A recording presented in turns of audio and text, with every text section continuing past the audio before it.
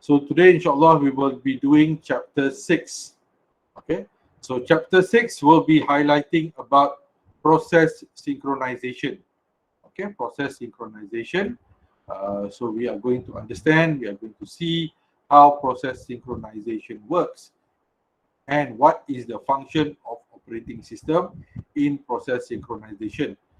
Basic idea about process synchronization is when the computer system works, okay, there might be situations that one process needs an input from another process. Okay, one process needs an input for another process, or one process or two processes needs to get an input from one particular location. Okay, so both process needs to get an information from one particular place, or there's a situation whereby one process output is another process input. Okay, so in this chapters we are going to understand how does the operating system handle process synchronization, because you have to understand in a computer system there can only be one process running at one particular point of time. Okay, there can only be one process.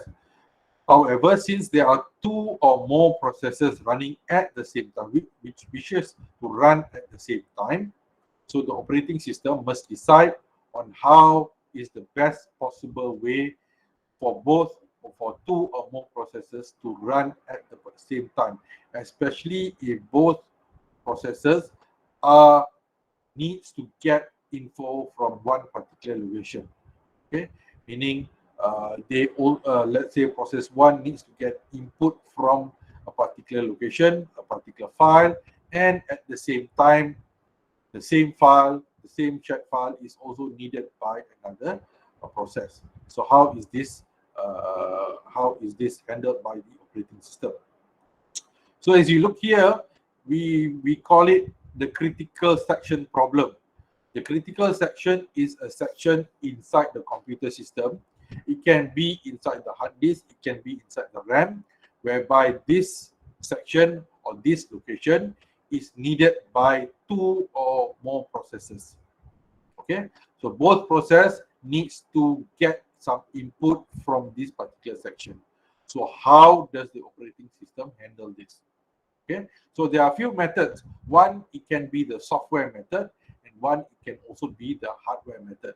So we are going to understand in both ways how does this work. Okay, there are also situations whereby computer systems becomes a server. Okay, becomes a server. So when the computer system becomes a server, it needs to balance out the number of process being done at one particular point in time. So there are certain conditions, certain methods on how this works. Okay, so we are going to understand through the software method and also to the hardware method.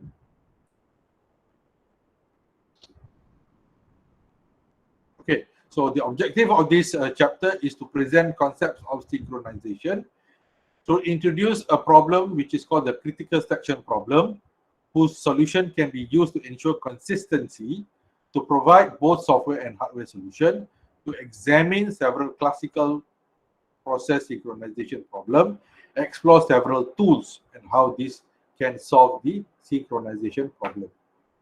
Okay, process may execute concurrently at the same time.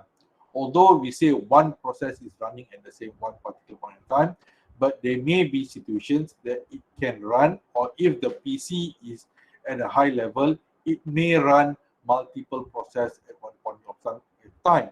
So we say the process can run concurrently. Okay, so concurrent access to shared data may result in data inconsistency. Okay, that means both process needs to get some information from a particular data. Okay, so let's look at point number 4. Suppose that we wanted to provide a solution to all consumer producer problem. So what is a consumer producer problem? Okay, let's look here. The problem describes two process. Ini satu illustration saja. So in the computer system, there is a problem which is called the producer-consumer problem. So what this producer-consumer problem is about is there are two processes, example, user and consumer, who share a common fixed size buffer. Producer-consumer problem is known as bounded buffer problem. It's a multi-process synchronization problem. The producer's job is to generate bits of data, put it into a buffer and start again. The consumer pula is consuming the data which is produced by the producer, okay, one piece at a time. So that means these are two processes. So the process one, which is the producer, dia akan produce some outputs, okay, bits of output, and dia akan letak dalam buffer. Okay, where is this buffer? Buffer is inside the processor. Buffer is not the RAM, lain. Buffer ini is a part of the memory location which is located inside the processor. Okay, inside. Kenapa dipubuh dalam processor? Why not you put it inside the RAM? So you have to remember, inside the memory, inside the RAM, they can only be processed yang belum diproses, not the outcome of anything. Okay, so the memory is full already. It has tons of process which needs to be processed. Tapi dalam processor, there's also some form of memory. It can be the buffer, it can be the cache memory, it can be registers. So these are all located inside the processor. Ini inside the CPU. Okay. So proses pertama will produce the output, and once it produce the output, dia akan simpan output ni dalam, okay, dia akan simpan output ni dalam buffer. So the next process, which is we see as the consumer process, will consume that info. Dia akan consume info ini. Contohnya macam ni lah. Let's say we are at the supermarket. Okay, we are at the supermarket. When you go to the checkout counter, you scan, the cashier will scan your items. So each time the cashier scans the item, okay, that item's information will be checked against the database of whatsoever not, and that info about the price of that particular item will be placed inside the buffer. That is the producer. The consumer's job, the consumer punya proses pula akan ambil data dalam buffer ini to be displayed on the screen. That's why bila you scan, let's say you buy detergent, the cashier scans the detergent, the price is calculated or the price is taken and is kept inside the buffer, and the next process will take the price from the buffer and put it on the monitor. Okay, so now this is how the process works. So the process is done concurrently but at a very high speed. Concurrent meaning one after another lah. Concurrent dalam erti kata ni, this concurrent is not done simultaneously but is done one after another at a very fast speed. Okay, but if the buffer is empty, then a consumer should not try to access the data from the data item from it. Let's say dah habis item lah, ada you beli 10 barang, cashier tu dah scan 10 times and the 10 items is already appeared, and then the consumer process cannot or shouldn't access the buffer sebab buffer tu dah empty. Okay, if the consumer or process tries to access the buffer, then error lah, because buffer tu empty, there's nothing inside. Or if the consumer gets the wrong data, let's say producer tu scan, dia dah scan, data tu masuk dalam buffer, but the consumer lambat nak access the buffer. So there might be data which could be not appearing on the monitor, on the screen. So the producer and consumer needs to work hand in hand, sama laju dia, so that each item which is scanned appears on the screen. Okay. Now, however, what if both producer and consumer tries to access this variable? Let's say pada saat dan ketika yang sama, at the same time, the producer hantar info, and at the same time, the consumer gets the info, tries to get info. So there might be some error problems there. Because baru nak access, let's say, baru nak hantar info, consumer dah cuba ambil info tu. So there will be some problem. That is why one of the solution provided by the operating system is to provide a counter. Meaning, once the consumer or producer dah masukkan data dalam buffer, and then dia akan signal a counter. Counter tu 1. So, bila consumer cuba access, dia akan tengok, oh, counter tu 1. Meaning, there is data already, baru dia access. Setiap kali nampak counter, when there is a counter number, then the process knows that there is an item or there is some data inside the buffer that need to be accessed. If the counter is 0, then the consumer would not access that particular buffer. So this is what we say as the concurrent producer-consumer problem. So it can happen in a few types of process, but the use of the counter here is to tell the consumer that the producer has sent an item or sent an input inside the buffer. Now please take it and process it. Okay, so I'm just giving you an example of the scenario inside the supermarket. So there can be other processes that can happen. For example, even if you do a copy paste, let's say you copy an information from Microsoft Word and you want to paste that information inside, let's say, PowerPoint. Same goes as well. The information copied from Microsoft Word is put inside the buffer, and once the PowerPoint sees it, it knows that this information is for me and I will have to take it. So that is the producer-consumer problem. Okay, next we look at the critical section problem. What is a critical section? Okay, consider there are an n processes, so there are few processes. Each process has a critical section segment code. Process may be changing common variables, updating table, writing file. When one process is in the critical section, no other may be in the critical section. So if you look at this diagram here, so this is a process diagram. So this is our process number 1, this is process number 2. Kedua-dua proses ini will access the same critical section. So what is a critical section? Critical sections are files that are needed to be used by both process. Okay, both process. That means both process will be using the same file. Okay, so both process will be using the same file. This is a critical section. So there can be more processes. There can be 3, 4, 5, but all will share the same critical section. So what the operating system does is each process must ask permission to enter the critical section, follow critical section with an exit section and remainder section.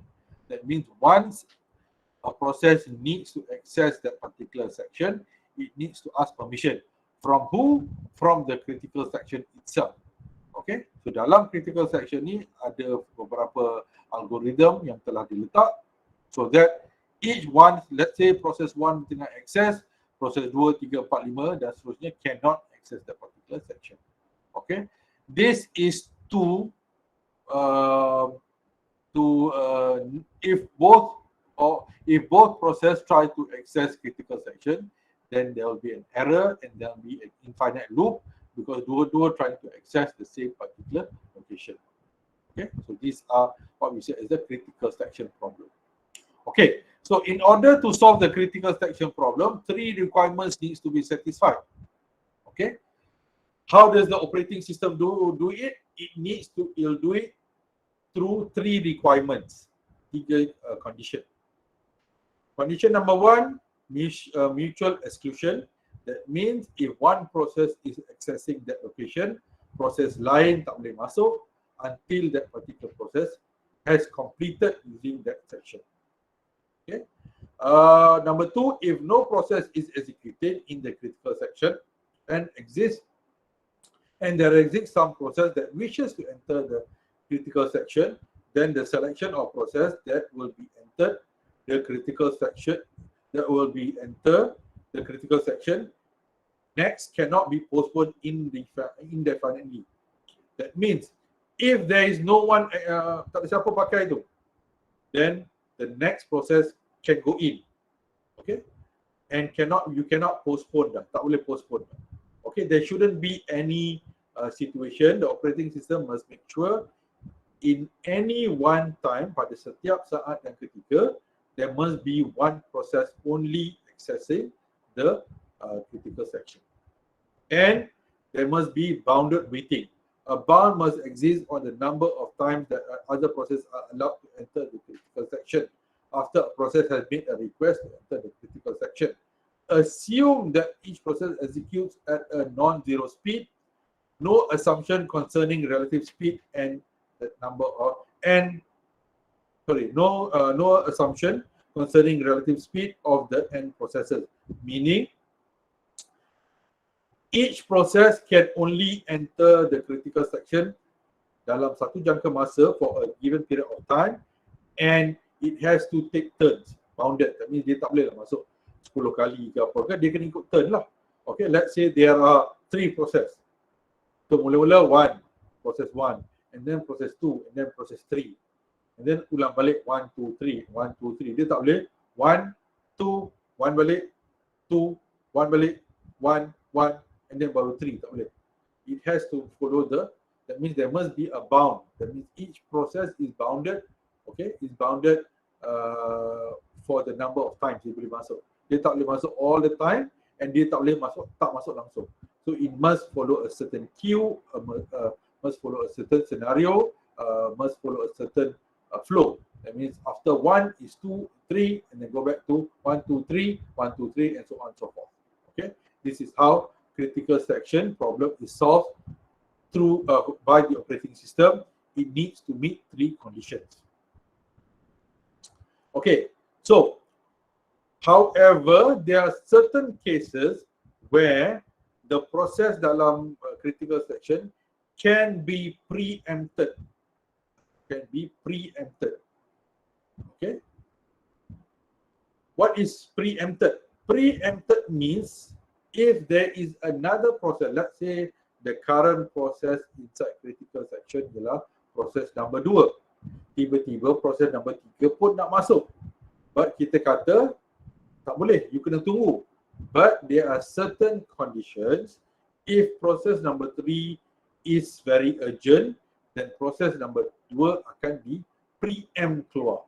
Preemptive means you take out the process which is running at the moment, you take it out and you put in a new process. Okay, but they are also non-preemptive. They are non-preemptive meaning if the process is inside, it will be complete. It only will come out until it's completed. Non-preemptive maksud proses tu takkan dikeluarkan until it finishes, because it could be an operating system process, it could be a kernel process. So that's why it's long. It has to be completed. It cannot stop halfway. Okay. Kalau preemptive boleh if the new process which comes in has a higher priority. Kita dah belajar dalam chapter 5. If a process has higher priority, then it can be preempted untuk masuk. That means let's say proses 2 dalam critical section and proses 3 has a higher priority, maka proses 2 dalam critical section will be asked to come out and proses 3 akan masuk. Okay, next you can also handle critical section based on the software. Okay, so this is an algorithm, okay, done by Pearson. Okay, it's a solution. So this algorithm is written in the code. Okay, so this algorithm is normally typed inside a code. Let's say you're doing you write a C++ program, okay, and maybe you're doing a programming system programming. So this code can be used to be compiled together with your process, with your system. Okay, so this is the software solution. Okay, software solution. So the question that students ask me, why do we need a software solution sedangkan operating system tahu? Operating system cuma tahu proses-proses yang related to operating system. Yang related to operating system. Not a program that you write. A program that you write is because you write it on yourself, you compile it sendiri, you buat dalam Java ke C++ ke, you write it yourself. Okay, so when you write it yourself, the operating system does not know what are you trying to do. So that's why you need a software solution. You can type this code, this one here. So you put a boolean here. Boolean maksudnya 1 and 0 to access the critical section problem. Okay, next you can also do a hardware solution. Okay, so kita ada OS solution tadi. Okay, the OS solution is this one, or this one. All right, and then you also have the software solution, and you also have the hardware solution. Hardware solution ialah kita akan beli a specific hardware which supports multi-processing, and once this is kita beli hardware ni, so then you can access your critical section problem. Okay, so this is a hardware solution. So there are certain types of hardware, there are certain types of CPU servers that are able to handle critical section problem. Okay, next we go into consumer producer problem. Terbalik pada consumer problem. Okay, so consumer and producer problem is whereby we say the producer is producing something and the consumer is taking what the producer is producing. Okay, so this is a software solution. Kita gunakan semaphore usage whereby we write a program, okay, inside the line of code so that apa yang dikeluarkan oleh producer can masuk dalam consumer based on we use a integer value counter kat sini. Okay, integer value counter, and then we also use the mutual exclusion lock here, meaning if one process is accessing the consumer, the buffer, then the other process cannot update to that buffer. It's something like this. Let's say producer dah masukkan data dalam buffer, bila dah masuk, barulah consumer boleh access. Dia tak boleh, consumer tengah access, at the same time producer pun nak masuk data baru.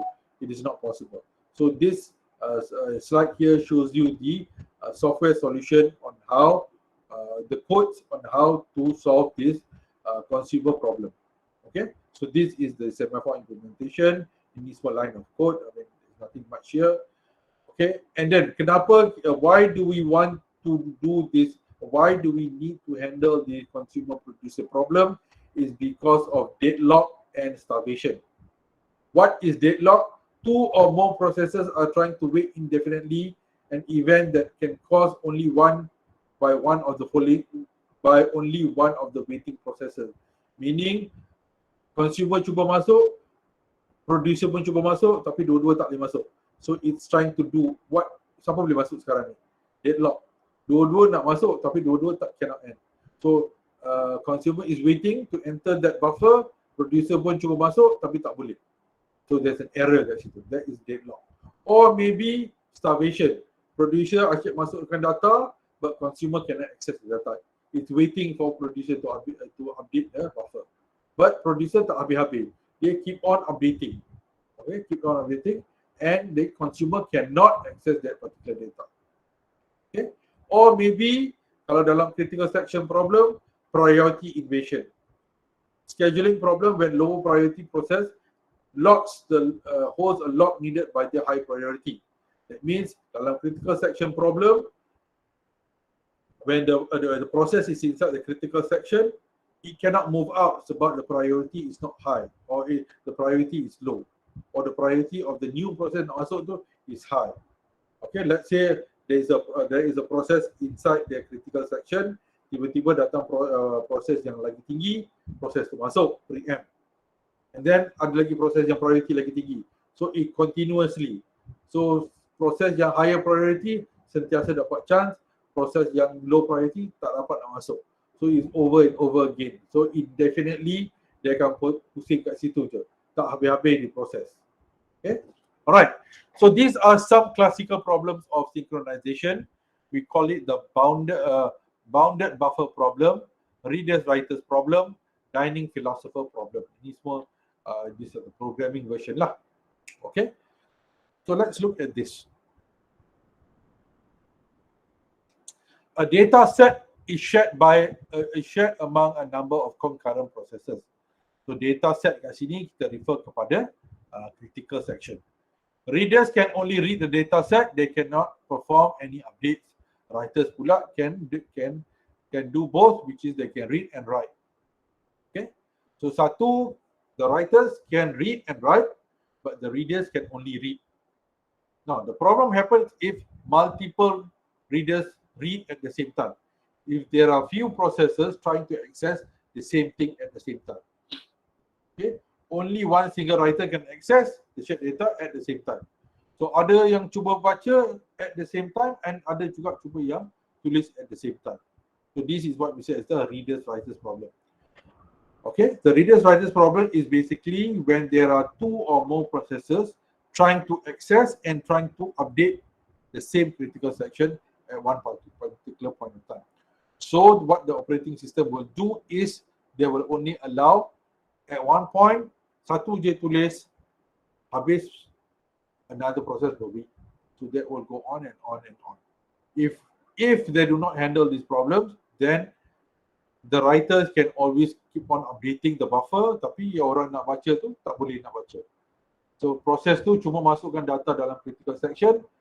Proses yang nak guna data tu cannot enter because data sentiasa masuk dalam critical section. Alright, so these are some variation. Okay, now there is also another problem which is called the dining philosopher problem. Okay, dining philosopher problem, this is just a problem and it's digambarkan, okay, it's illustrated to what we say as a dining philosophy problem. Alright, so dining philosophy problem ialah this is di tengah-tengah ni ialah data yang nak diakses. Okay, data yang nak diakses. And these are the processes kat sini. Okay, these are the processes kat sini. Alright. Setiap proses perlu access this here. And they need to pick up the chopstick to access. Okay. And bila dia dah habis guna, dia kena berhenti. Okay. And dia kena ikut urutan. Dia tak boleh dua orang access. So dia dalam in this illustration, what it does is that means setiap proses atau setiap philosopher yang duduk dalam table ini can eat the rice but using two chopsticks. Dia kena ambil chopstick kiri kanan dia sahaja. So kalau proses ini, this philosopher yang duduk sini, dia ambil chopstick ni, maka proses ini tak boleh masuk lah. Orang ni tak boleh access data lah. So let's say this one goes in first. So dia pegang dua chopstick, dia access nasi, dia keluar balik. Next, this one. Okay, dia ambil ini, dia masuk sini. Next, this one. Dia ambil ini, dia masuk sini. Next, this one. Dia ambil ini, dia ambil kiri kanan, dia masuk sini. Next, this one. Okay, so if you look at the software problem, the operating system problem, each time the process goes and get the information from the critical section, it needs to bring two chopsticks. It needs to bring two conditions. Okay, so bila dia dah ambil data ini, dia balik kepada tempat asal dia, dia kena letakkan balik the chopstick. Dia kena letakkan balik. If they do not put it back, then orang yang sebelah sini tak dapat akses. Sebab dia tak dijumpa. So dia punya condition is masuk boleh, tapi you need two chopsticks. You need to make sure that these two are available. So if this process goes and get the information, tapi bila dia balik, dia tak clearkan buffer ke, dia tak clearkan dia punya counter, then there is a problem. Okay, proses lain tak boleh. So this is what we say is a dining philosopher problem. Alright. So these are some with the semaphore problems. Okay, this is another problem we call the monitor problem. These are the processes, and inilah procedures yang dia nak buat. Each process needs to run ketiga-tiga prosedur ni. So bila dia run prosedur, contohnya P1, dia nak run prosedur yang pertama, it needs to access this data. And then ketiga-tiga shared data ni untuk satu prosedur. So the operating system needs to monitor satu proses mana yang tengah run. Yang kedua, it needs to make sure each procedures get the right shared data. Okay, dia macam ni. P1 run prosedur ni. Tapi kali ni dia nak pakai data A sahaja. Okay, dah habis, then it goes back. Now P2, dia nak run prosedur yang sama. Tapi dia perlukan data B pula. P2. And then dah habis, dia patah balik. Then P1 balik. P1 wants to run this procedure pula. But it needs data C. Okay. Dah habis, patah balik. Okay. So that's why we say only one process may be active within the monitor at the same time. So these monitors are what we say as the buffer. It can refer to the buffer, it can refer to register, or it can refer to any memory location inside the CPU.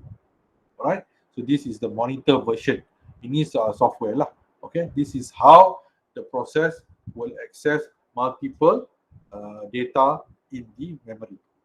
Okay, so these are another example of how it looks like. Okay, ada example yang lain-lain itu saja. Okay, these are some additional notes. Okay, any questions so far? Okay. So what would you be asked in chapter 6 normally?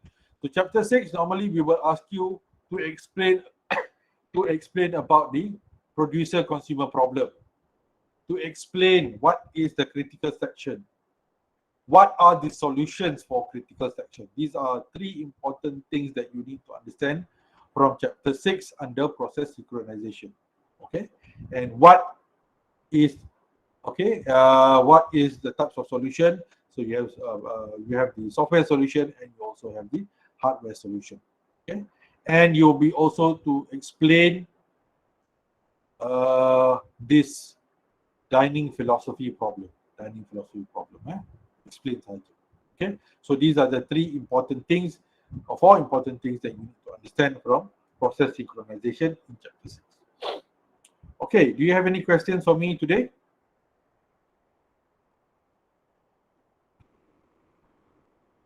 All right. Okay. If you don't, thank you so much. I will be uploading your assignment shortly dalam Google Classroom. So please have a look at that. Okay. Please have a look at that by today. And it's due on the 29th of November before 9 AM, before our first class. Okay. Itu yang pertama. Yang keduanya, I need you to give me a date. When can we do your first test? The first test should be done after you come back from your holidays, which is on the 29th, and it should be done before minggu kedua dalam December for 2 hours. So when shall we do it? Can we do it on Thursday 2 hari bulan December?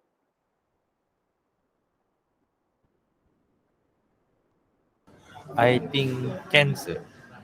I don't know about others, but for me, I think I can. Can. All right. Thank you. How about lain-lain? Amira, macam mana? What do you think? Amira Izzati.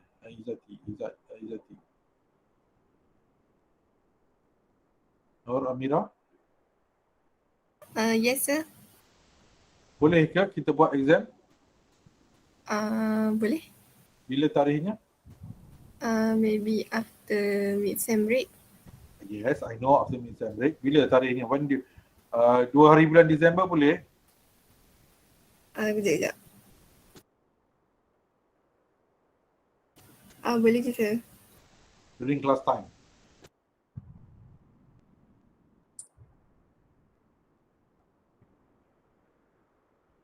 Okay. Okay, sir, boleh sir. Okay. Alright. So our test saya tulis kat sini is on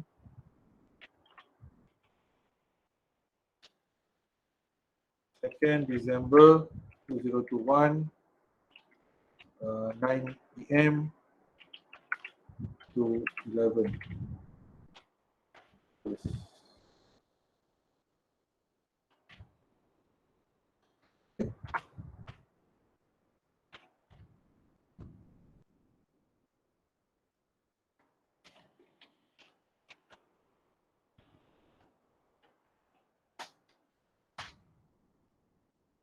Alright. So alhamdulillah, we have already done that. Okay. So I will see you again after your mid semester break. Dengan itulah, dengan assignment tu dihantar. Assignment ni individual. I will post the assignment on Google Classroom. Google Classroom. Okay. All right. Thank you so much for coming to class today. Have a good holiday. Walaupun saya tahu you takkan ke mana-mana. All right. Have a good time, and I'll see you back on the 29th of